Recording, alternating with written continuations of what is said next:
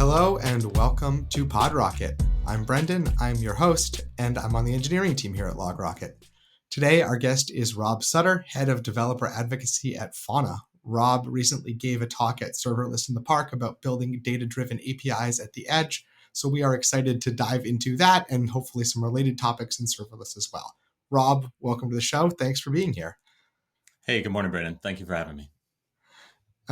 So I thought before we talk about APIs and functions and all that good stuff, maybe you could quickly sort of introduce yourself to our audience, talk a little bit about sort of your story and how you got here. I know you've been a founder, you've worked at Amazon on serverless stuff. So maybe story tell a little bit about what's led you to this podcast as the culmination of your career. Yeah, it's been a wandering path through the woods, and I certainly wouldn't recommend it to anybody else, even though it's worked out well for me. The first time I put code into production was in 1995. That was Visual Basic at Royal Insurance Company. So that was hefty code, but it's been a while. I'm going to fast forward a lot to 20 years later when I really came back to tech, and that's 2015. And that's when I co-founded Workphone, which was a software as a service startup, as you mentioned. Workphone was virtual mobile infrastructure. So most people are familiar with virtual desktop infrastructure, like remote desktop, Citrix. Almost everybody who's worked in a corporate environment knows it and has used it. Well, this was the same principle for mobile devices. So if your mobile device was lost or stolen, there wasn't really anything corporate on it. You just revoke access, and there's really no harm or risk to the company coming out of it. The technical thing that was interesting about Workphone, there were a lot, was that it was a multi-region cloud application way before people were thinking about doing this, right? Like even today, multi-region on cloud is pretty painful. And of course, 2015 to 2017, edge computing as a concept wasn't there yet.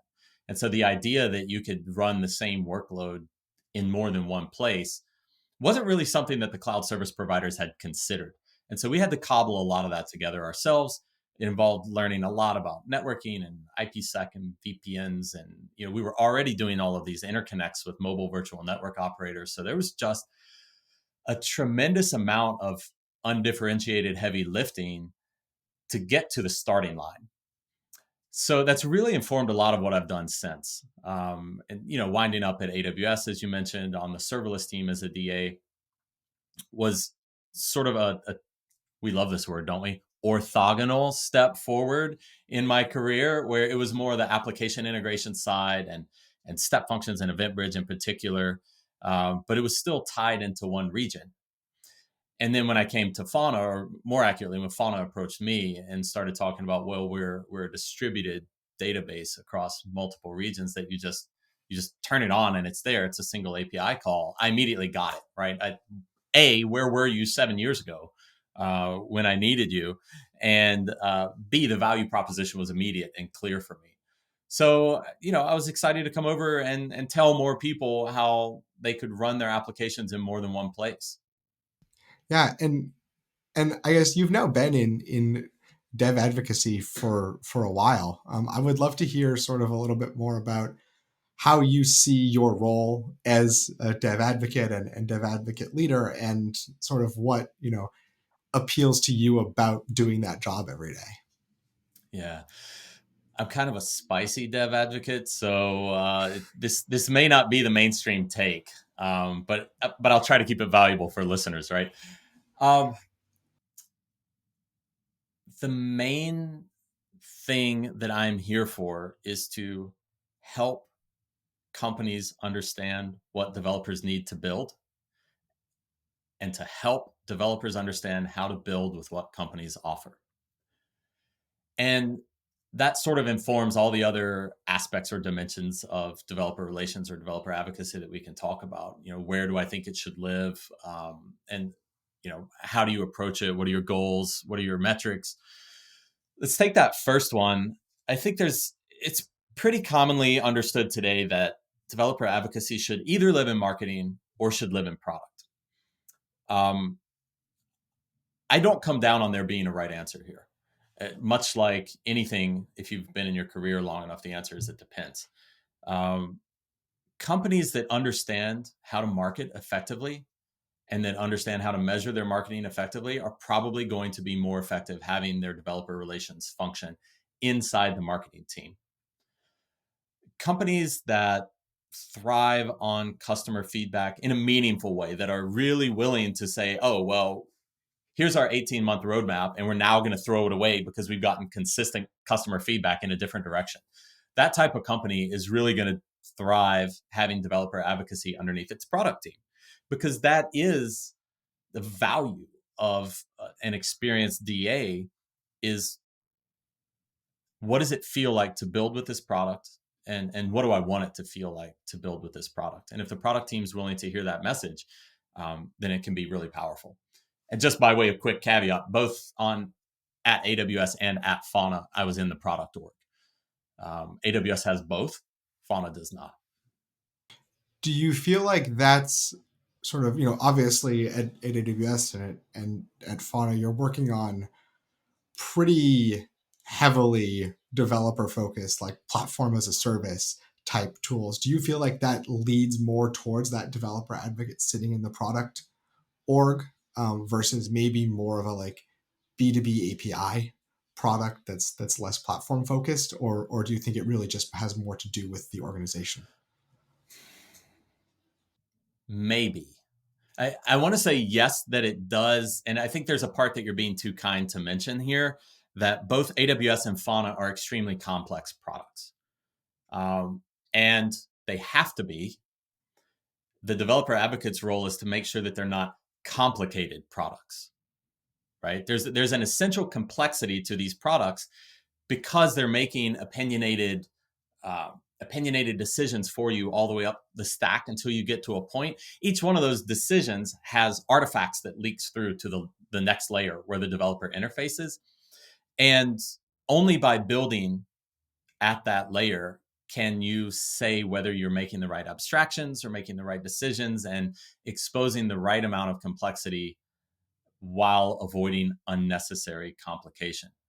So one of the things that I love about the role, back to your first question, is that there's a large educational aspect to it. People say, if you didn't have to worry about money, what would you do? And I always answer education. And I think that's how I wound up in developer advocacy, right? Because you're taking at least with AWS and Fauna, you're taking a very complex topic and breaking it down. There's a pedagogy to it, right? There's building it up from first principles, from things there's elements of storytelling, there's layering in only one change at a time and guiding readers or viewers, listeners, builders along a path in the way that they want to be led, rather than in the way that you want to force that information on them. And that's one of the things that I think I enjoy the most. Yeah, maybe too pointed a question, or maybe a reductive question, but do you need to have been a developer to be a good developer advocate? Well, I can't wait for this thread to blow up on Twitter. It depends. I would say Great to be a answer. product focused developer advocate or a DA in a product team, you absolutely have to, right? You have to have burned your hand on the frying pan a few times to know how to make effective safety equipment, right? Otherwise, you're doing it in a vacuum. Now, do you have to know everything or be specific to the topic at hand? No. And in a lot of cases, it can be helpful to say, I've been an engineer my entire career, but this thing that I'm now a DA for is new to me. That was my case when I came into the database space, right? I had used databases, but I never built a database. And in a lot of ways, I think that's been advantageous for me because I don't care about the underlying technical constraints. Don't ship those to customers, right? I care about what it feels like to consume a database, to store my data in the database, to retrieve it, right? I care about that aspect, and I'm deeply familiar with that aspect. And so I can give that valuable feedback to the product team. Whereas if I say, well, okay, listen, at company X, we built our data store with blah, blah, blah, that's not helpful, especially in this role. Now, the marketing side, I want to be really careful here because I don't want to get into a disparaging conversation. And I think I've seen this conversation occur, and I think it's garbage. I think the gatekeeping aspects of it are absolutely garbage because you're either taking an engineer and asking them to scale up or to skill up on marketing, which is a complicated discipline, or you're taking someone who's already skilled up in other aspects of a business and asking them to skill up on engineering, also a complicated discipline. And there's no reason to expect that anyone should be better at one of those than the other, or that one of those adds more value than the other. It's about fit. And so if you're in a company like you've talked about where the API is more or less fixed and you're helping educate people on how to build with it and why it's effective for their use cases, what does that sound like? To me, that sounds like empathy. And empathy is a skill that can be developed across a lot of different career tracks, certainly not just engineering. And if you're bringing deep empathy to that role and skilling up on the specific technical details, then I think that's a valid path as well. But I do think there is that bifurcation between, if you want to be a product focused DA, you need to at least be able to dig down the layer and understand why product decisions are being made from an engineering perspective. And I think it's extremely difficult to do that without having shipped code, without having an engineering background. Let's dive into some of the interesting tech here. We're probably going to go pretty deep on some specific technologies and problems related to Fauna and edge computing. So before we do that, I thought it might make sense to set the table for the audience and just sort of define some of the terms and concepts here. So what do we mean when we're talking about serverless systems? What do we mean when we're talking about compute at the edge? And why are those things that I, as a web developer, should care about? At its core, serverless is about only doing things that add value and only paying for the value that you add. And I always thought AWS had a good definition of it. There was a slide, x-axis, y-axis, 4 quadrants. And one of them is no servers to provision, runtimes to manage. One of them is pay for value. One of them is automatic scaling without intervention. Sorry, I should hold my fingers up higher for viewers. And the fourth is secure and highly available by design, right? And that's one way to think of it. If you're a pancake stack thinker, then everything below your runtime, like Node.js, etc., is taken care of for you. Node.js, what version? You can specify that, but patches are applied. What operating system is it running on? That's irrelevant to you, but it's there, it's managed, patches are supplied. What hardware, etc., all the way down to the, like, where does my power come from? And all of that stuff you give up, and everything starts with an event. A user has sent a request to my website, and it's literally an HTTP request object that you get. All those other things, you don't have to think about it. It's okay, that user sent a create shipment request with a shipment event in there. I need to process that, store it in the database, and return to them and say, good to go, or whoops, there was an error. And all of that you just thought about is domain logic, right? It's what is your company's value proposition? That's where you just spent all of your time. Your company's not going to beat the competition by patching its servers faster. It's only an opportunity to fall behind, right? You can patch your servers slower and create problems for yourself, but you're not creating customer value by doing it better. So don't do it. Let a professional service do it. And that same thing applies to Fauna, right? All of those principles, the 4 quadrants that I talked about, apply. The idea that how many shards do you need? You don't. It's not actually a thing that we even do, right? You just write and retrieve like you do with Stripe or Twilio or any other API that you're used to consuming. What version do you need to be on? You don't. Is it patched underneath? It is. You don't need to worry about it. We have it. And we're not just asking you to trust us. We have SOC 2 Type 2 and other audit and compliance frameworks that are available for our customers. So it's not just a, hey, trust me, I got it, and we don't do it. It's that added value up the chain. And if you want to write 100,000 transactions per second, or if you want to write a transaction an hour, we can support both of those. And you're just going to pay 100,000 times 60 times 60 more for 100,000 transactions per second, right? Math, I can't do math off the top of my head, but it's a lot. But it will scale. It follows those same principles. It scales underneath. Now the edge, I think, was the second part of your question, right? Yeah, let's talk about the edge. So the edge is, let's compare the edge to classical serverless. computing for a second there. And the archetypal classical serverless service is AWS Lambda, right? Just put your compute there in the region with the rest of your workload, run what you need to run when you need to run it, and don't worry about the rest. And that's great and very effective for the workloads that it's very good at, and has a well-deserved place and growth amongst computing workloads on AWS. It's a fantastic service. But your users aren't in your region all the time. They're certainly not inside your VPC. They may not be in your geographic region, but they're certainly not in your AWS region. And this is where edge compute became a thing. Your users are closer to points of presence. And AWS themselves recognized this when they pushed out Lambda at Edge, which was more of a request mangling and response mangling framework than it is a full compute service. But then other entrants like Cloudflare Workers in particular is the one that's probably garnered the most attention, said, well, look, we're already at now 275 points of presence around the world. We're right there, sub-millisecond for you. What if we gave you an option to compute right there as well? And when we say points of presence, we're usually talking about literally physical data centers. This is where your traffic goes to get onto the big sort of internet backbones.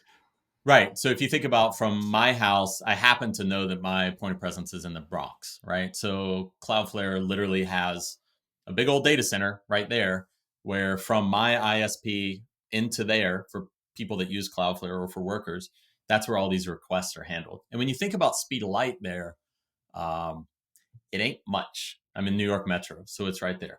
Even the difference between that and Northern Virginia, where US East 1 is located, which is my closest geographical AWS region, is pretty significant for some workloads. It's not the kind of thing that I can necessarily detect as a human, right? The lived experience of browsing or playing a game or something. But it is the kind of thing I can detect if I'm over in Seattle or something like that, or even further away, right? And that gets worse and worse the further you spread out around the globe. But with 275 points of presence, there's always going to be one closer to you. And there's a lot of strategies beyond this, but that's your first point of interaction with the application. And so if you're getting these sub-millisecond or low single-digit millisecond responses, as humans, that's impossible for us to pick up on and comprehend. And I keep saying as humans, as people, comprehension, noticing. And I think this leads into like, what are the use cases for this as opposed to something else? And human involvement is probably the first. Right. And I think I'm sort of remembering when Lambda at Edge came out, and like you said, it was sort of a very limited product. Like you could sort of manipulate a simple subset of the fields in an HTTP request, proxy that through, and that was kind of the entire service it provided. And obviously there's times where you want to do that, right? Maybe just adding a header saves you a round trip to the server. But I think, as you're alluding to, there's a whole bunch of sort of more complex and richer problems that we might want to solve at the edge that these sort of first generation edge computing products were not solving. So maybe what are some of these examples of problems that lead us towards Fauna, where the sort of just simply running some code at the edge wasn't enough? Right. I want to go back and be kind to the Lambda at Edge team for a minute, because I have used Lambda at Edge in production, and it's limited, but you got to keep in mind when it came out. Just like it's unbelievable. It's yeah. like being able to do that and not have to have it go all the way back to your servers. It was like life-changing for me. Yeah. Yeah. It had its downsides, its rough edges, and but it's also like when we compare Fauna to other databases, which I'm not going to do here. We do that privately. You can't be confrontational, aggressive, or dismissive about it, right?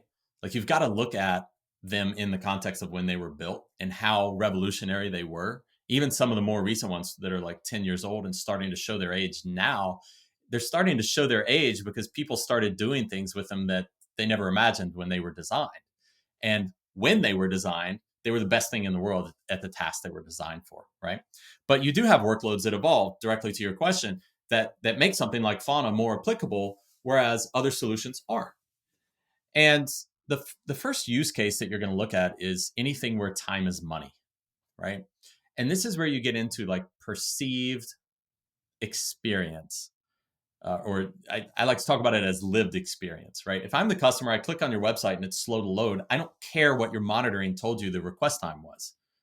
I care that my actual lived experience was that your app was slow, and in some cases I'll abandon, right?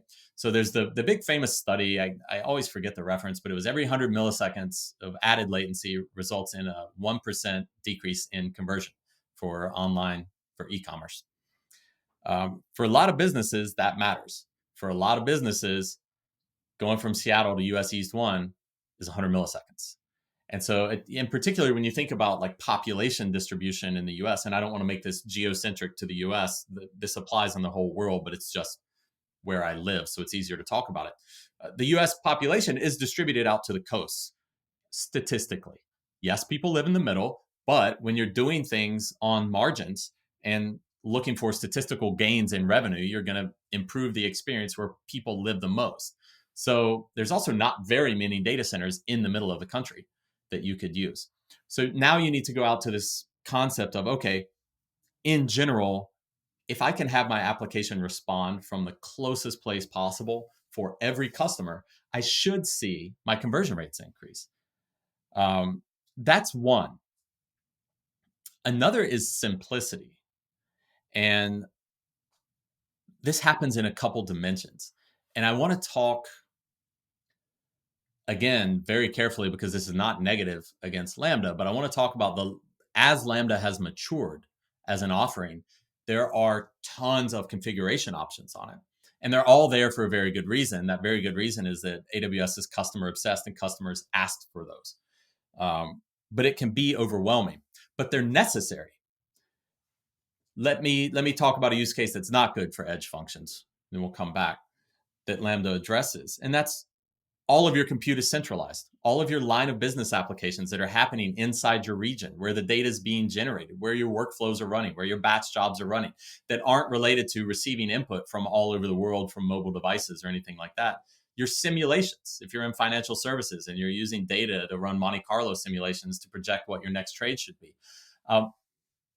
Why would you push that out from a centralized location to a decentralized location that's not designed to run it and try to run it? When you look at, a worker, for example, gives you, 50 milliseconds of CPU time to complete on a standard basis, and Lambda gives you 15 minutes. When a worker limits you to 128 megs of RAM, Lambda gives you 10 gigs, right? So that's why it's complicated, is because it's offering all of these hidden things that when you only look at web and mobile apps, you don't think about, but that are crucial to running businesses, compliance, KYC, all inventory management, all kinds of workloads. Those should be centralized. Back out at the edge, you don't care about that. You're having that human interaction, and you're browsing the website. You're adding an item to your cart. You're trying to check out, and the more of that you can do as close as possible, the more effective you're going to be, or the happier you're going to be as a user. And I think we're kind of circling in on the thing that's like classically hard about this, right? This seems obvious. Why haven't web applications done this, since the beginning of time, since the 90s? And I think generally the answer is that the data part of this is very hard. Can you sort of start talking a little bit about that? Yeah, and it's still hard. One of our co-founders, Evan, talks about how we have a technical marketing challenge because this problem is so hard and has been so hard for so long that a lot of times people don't believe we can do what we say we can do. And so when we talk about it, they just dismiss it because the patterns that they've known for good reason for decades don't allow it. And I'll give you an example, right? If you have 275 points of presence and a database in one region, you still have that latency gap to contend with, right? If you can do simple things that don't require state or data at the edge, then hooray. But how many of those things are actually functional and useful? for your applications? The answer is very few. You need the data. In Fauna, we address this with the concept of a region group. And this is where, for example, with the US region group, we have you on the East Coast and West Coast, distributed replication. And that means that you're moving this sort of, I hate this metaphor and nobody's given me a better one yet, onion like architecture, or maybe it's a tree like architecture, but you're moving in a level so that the parts that can be handled directly at the edge without state are very snappy. The parts that need to come in are now only coming into your nearest region. And again, if you're in Seattle, that's US West 1 or US West 2. If you're on the East Coast, it's US East 1 or US East 2. And now you're at a much faster experience. How do you get that state consistent? And that is the absolute hard part why people don't do this, right? Because other offerings throw their hands up in the air on this problem somewhere. Relational databases are famously bad at doing this. If you want to have distributed replicas of a relational database, the pattern is well known. It's multi-phase lock and commit on transactions. First, the leader has to say, hey, every replica, lock this record. I'm about to write to it. And so you make cross-country, speed of light trips to every replica to get them to agree on the happy path. That's a cross-country round trip to lock. You make the change, commit the change, send it around, release the lock, and now you're done.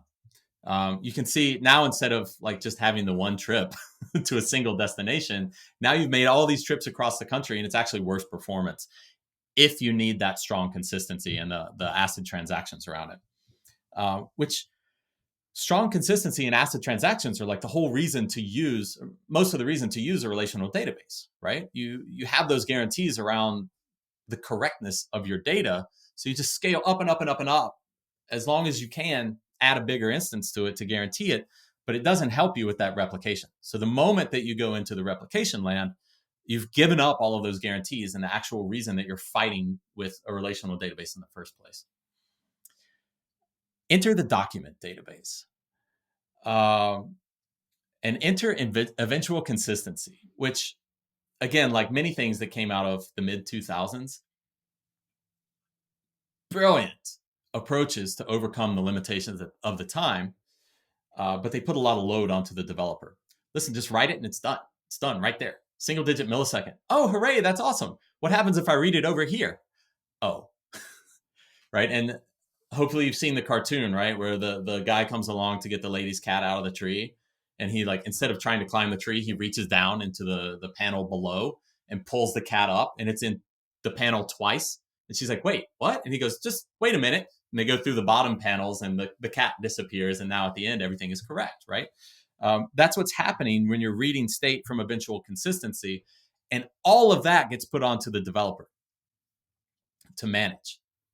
In a lot of cases, this doesn't matter. Like, we have to be honest about that. A lot of cases, it doesn't matter. If you make a product update on description, content, right? There's a typo and you change it, and it's not like inventory of hard goods or fast moving consumer goods.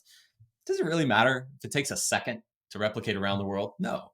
But if you have a launch of new sneakers, limited edition, 50,000, and they're all identified by serial number, and you expect 10 million people to come in and bid for them, you can't have eventual consistency there, right? Like, each one needs to be accounted for strongly, individually, and committed as a transaction. But the thing is, those 10 million users are all over the world, right?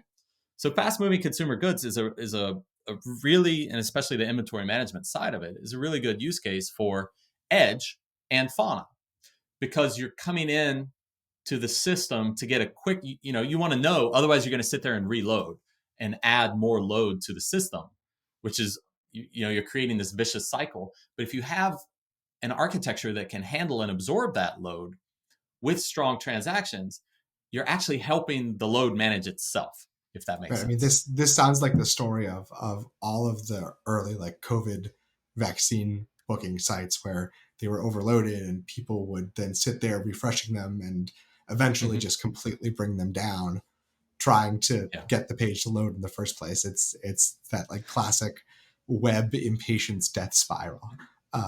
But so I'm curious, I guess, to hear in that case, what you're doing at Fauna that's different, and how you're attacking this problem in a way that you think is sort of unique or innovative. Yeah. So for my deep readers and database theorists out there, I'm going to give you a link right now, fauna.link/Calvin, Calvin, for the origin paper. I'll give you that link again at the end of this. We'll drop it in the show Fauna, notes. okay, nice. Fauna is informed by Calvin. I don't know that we say that it's an implementation of Calvin, but it's certainly informed by it. Calvin is a 2012 paper out of Yale. A lot of people very much smarter than me at databases got together and realized that if you combine determinism and serializability in a linear fashion, then you don't need agreement. And this might sound a lot like functional programming, monads and actors and all of these things, right? And at its core, it is, right? If you get to the point where you have essentially no unagreed mutations, where every mutation has to be serialized, done in a specific order, then there is no way that any participant can get out of order and can get different data. So what this means is when you want to say, hey, add or subtract, this item from the inventory, you don't go out and lock that record everywhere. You get the agreement that, listen, we're at transaction 7. Transaction 8 is going to be remove this item from the inventory. Everybody good? And it sends that out with the ACK, and that's done. That's your strong right? The transaction coordinator has serialized every request that's coming in. And if you get, lots of these requests at once, then it just stacks them up and applies them in order. Ultimately, one of these may fail because you've run out of inventory. But the thing with deterministic serializability is the same one is going to fail at the same point on every participant, regardless of things like clock synchronization and all of that stuff, right? Like the transactions themselves are ordered. And to our listeners, this is going to sound one of two ways: extremely complicated or extremely oversimplified. And you're both correct because it's about context, right? If you're the user, just know that the order that you ask for things is the order that they're going to occur, and it's going to happen, and we're sorting that out for you. So you can't, the Jepson test was done, the Jepson banking test, which is a test of correctness in databases, correctness and other things.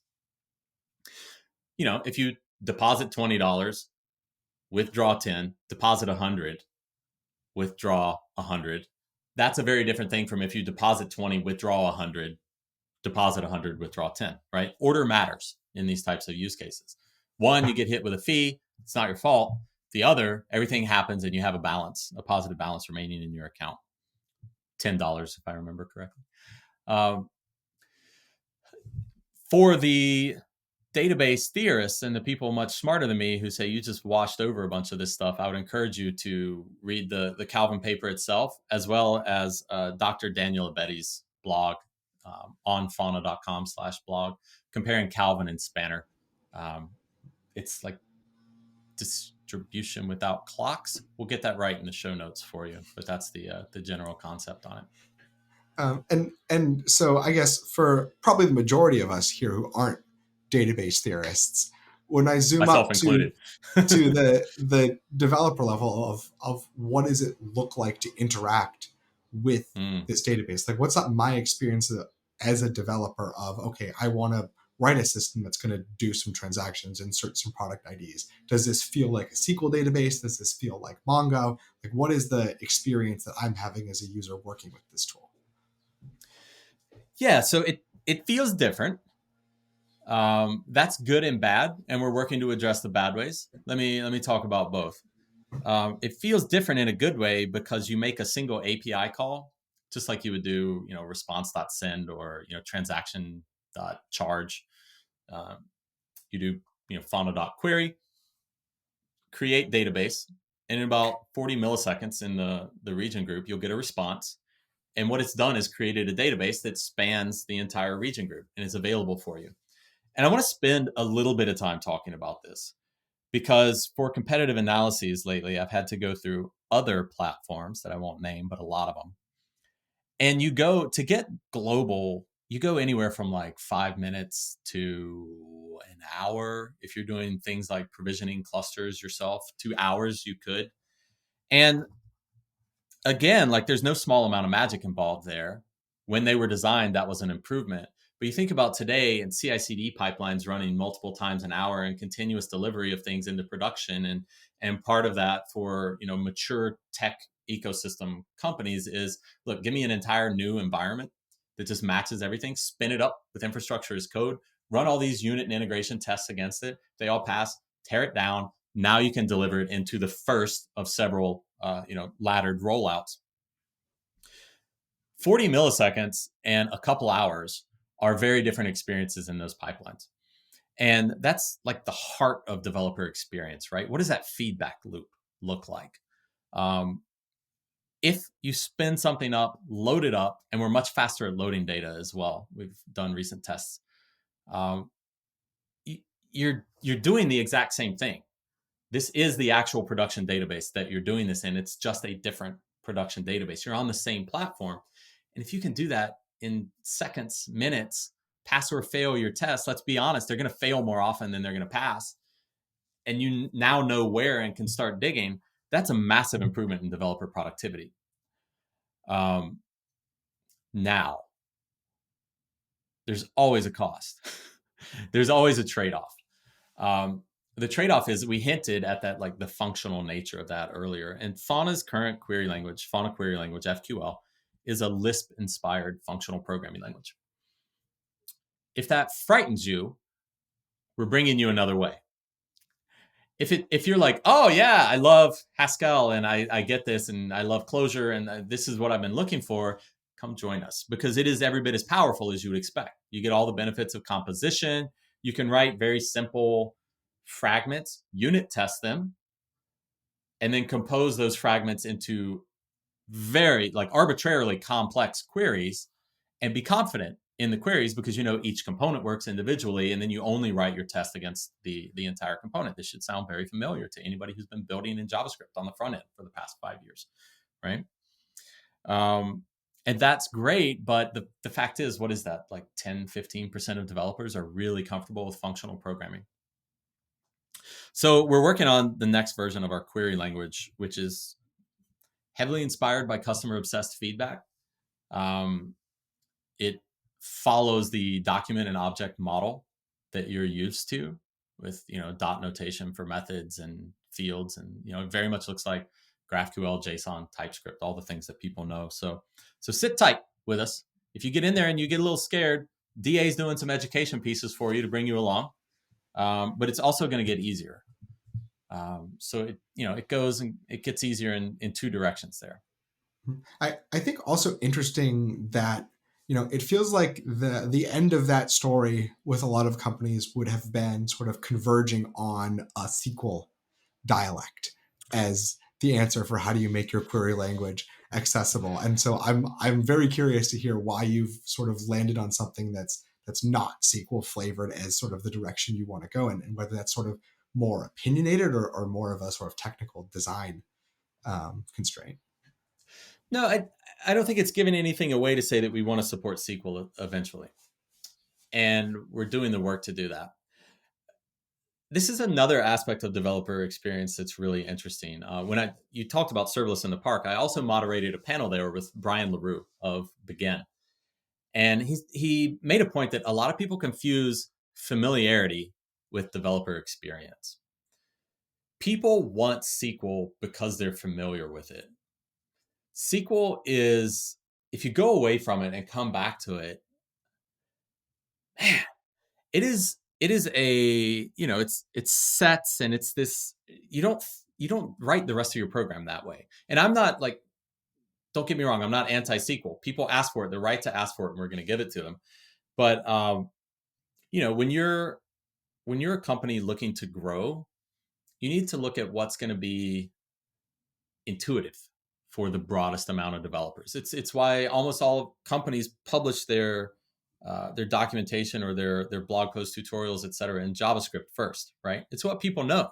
So if you can reach people in something that's like JavaScript, that's like GraphQL, that's like it is calling an API, just like, we keep talking about Stripe, Twilio, SendGrid, and others. If you can reach them with the patterns that they're already building with, you don't have to teach them. Oh man, oh, I'm gonna steal it as my own soundbite. If you can reach them, you don't have to teach them. So going to customers where they are puts a lot of work on a product team, on a DX team, but it pays big dividends. And that work that you're doing is taking the complication away so that you give them a good interface for something that is complex. But you're taking the work on yourself, because who's better positioned to do it than you, right? You're the builder, so you understand how this thing works. If everybody is cutting their thumb on this thing, we're the ones that should fix it, rather than giving all of our customers a Band-Aid and saying, hey, when you cut your thumb on this thing, put a Band-Aid on it. Yeah. Great. It's a great note to sort of close on. I guess I'll wrap up with a flavor of the question we usually wrap up here, which is, what is Fauna going to be long term? Like, if you look like 3-5 years in the future, what sort of big problems do you want to be solving for developers? Ooh. Ask me when we're done recording the show. No, so first and foremost, Fauna is a database, right? Fauna is distributed data simplified. Distributed applications just continue to grow with the release of like Vercel, edge functions, Cloudflare workers, all the integrations that you see. All of workloads are going to push out to the edge. I really believe Fauna is the best way to manage state for those applications. So whatever else we become, we're going to become an even better data store that's even easier to use. Now, there are a lot of things we can build that are adjacent to that. But right now, if we look at those, we're going to lose sight of the most important thing we can be doing, which is reducing the complications so that we can meet users where they are, because there are tons of users who need to store and retrieve their data simply all over the world. And so we're just going to get better at that. There's plenty of market in being the best at that. There's plenty of space, room for us to grow in being the best at that. We want to be your first choice when you build that app, whether in your business or at home, because it's one API call in 40 milliseconds to get your database up, full infrastructure as code, and unit testing on everything. As we get that better, we'll be okay. Amazing. Well, it was great to chat with you. Really enjoyed having you on. Is there anything else you'd like to point our audience to? If you want to get started with Fauna and you're that front-end GraphQL builder, we have a workshop for you, graphql.workshops.fauna.com. We'll get that in the show notes. And in 1 hour, it'll take you through the entire introduction to Fauna just in the browser, right? That's all you need. And in 2 hours, you'll build an application either in Next.js or SvelteKit that has authentication, user-defined functions, custom resolvers, all this stuff, right? So if it sounds like a lot, trust me, just go through those 2 hours and you'll be ready to go out there and build your own application. So love to see what you build. I'm sold. Awesome. Rob, thanks so much for being with us. Yeah, thank you for having me, Brennan. All right, take care and we'll see you online.